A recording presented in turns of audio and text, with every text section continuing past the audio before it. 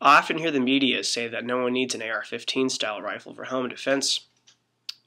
I'll explain to you in this video why it's one of the most practical options on today's market, because it's incredibly modular, and because of its ballistics are a much better choice for home defense over a lot of firearms. For example, the media will say, well, you can simply use a pistol for home defense, or a shotgun. Now, I'll explain to you why these aren't necessarily the best options anymore. And for many people, they don't have the time to go to the gun range and practice with a handgun. You actually have to be relatively proficient to hit something with a handgun, even at close distances. Or where you want the bullet to go anyway, at a close distance, especially under stress conditions or something. You'll notice though that my arms are also fully extended. So this is not very compact and easy to maneuver necessarily, because in order to accurately engage, you got to bring both your arm, at least one hand up, and engage the target.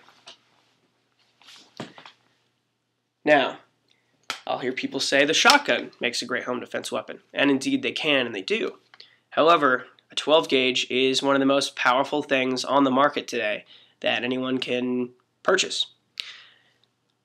A 12 gauge round, this is double-aught buck that I keep my 12 gauge loaded, will go through many layers of drywall, like a lead baseball.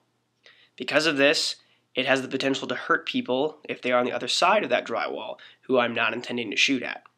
That is one reason I would not grab my shotgun immediately in a home defense situation. Birdshot also has the same capabilities to also penetrate multiple layers of drywall. Now, let me show you the round from the AR-15. This is the 5.56x5.4R. I'll compare it to two very common pistol calibers. The 9mm right here was one of the preferred weapons or preferred calibers for law enforcement agencies around the world. And it still is in many places, but they've started to move away from it because it tends to over-penetrate the intended target and may cause damage to someone else or something else on the other side. The 40 has even more penetration value than the 9mm, which is why it was adopted by the FBI after a shootout in the mid-1980s and some field testing, and the 10mm round was developed and they ended up with the 40. Now, let's compare this to, let's say, the round from the AK-47. The AK-47 round is much more powerful. It will devastate concrete block relatively easily, where the AR-15 will not. This is the round from a British .303. Okay, you notice the casing is much larger. This caliber was used by the British in India, officers or enlisted men, to hunt elephant. So that is quite a powerful caliber and is definitely not suitable for a home defense round because it has the capability of going through pretty much your entire house. This is the 7.62x5.4R. This is the parent round of the AK-47 round. They simply cut the bullet in half and they cut the casing in half, and that's how they got this.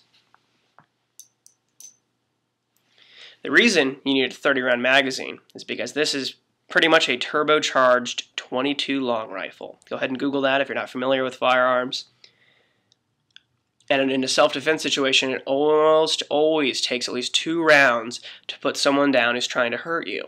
So if you have multiple people breaking into your house, you don't want to have to stop and reload if you have a 10-round magazine. Or you have a 7 or limited to 7 rounds like you are now in New York.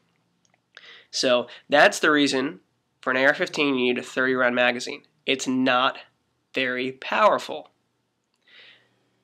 Not only do you hear that this is a high-powered killing round, but they don't actually tell you the history of the projectile and the casing, is that it was designed to maim enemy soldiers in combat. It was not designed to kill.